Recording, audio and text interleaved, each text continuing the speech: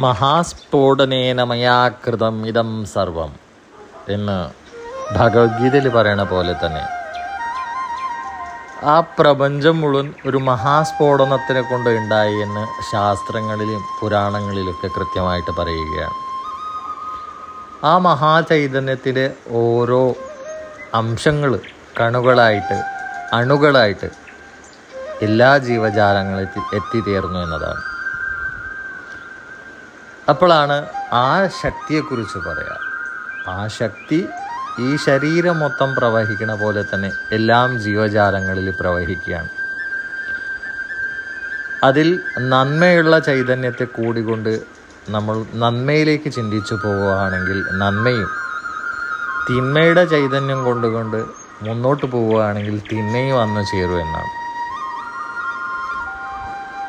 എപ്പോഴും നന്മയുള്ള ചൈതന്യത്തിനെ ദീർഘായുസ്സുള്ളത് എന്ന് പുരാണങ്ങളിലും അതുപോലെ തന്നെ പല കാലഘട്ടങ്ങളിലും പല കാര്യങ്ങളിലും നമ്മൾ മനസ്സിലാക്കിയ ഒരു കാര്യം തന്നെയാണ്.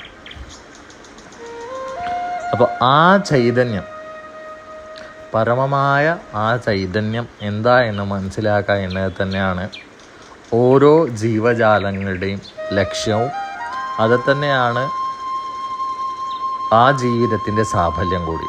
അങ്ങനെ ഇരിക്കുന്ന ആ പരബ്രഹ്മ ചൈതന്യത്തെ മനസ്സിലാക്കുക എന്നുള്ള ആദ്യഘട്ടമാണ് എന്താണ് ചൈതന്യം എന്ന് മനസ്സിലാക്കുക എന്നത്.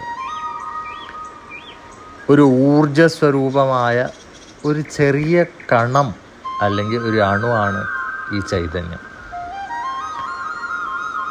അത് ചെറിയ ഒരു സൂക്ഷ്മമായ ശക്തിയായി നിൽക്കുകയും അത് തന്നെ വിശാലമായി വളർന്ന് എല്ലായിടത്തും പ്രവഹിക്കുക എന്നുള്ള കരുത്തും അതിനുള്ള ഊർജവും കൂടിയിട്ടുള്ള ഒരു ശക്തിയാണ്.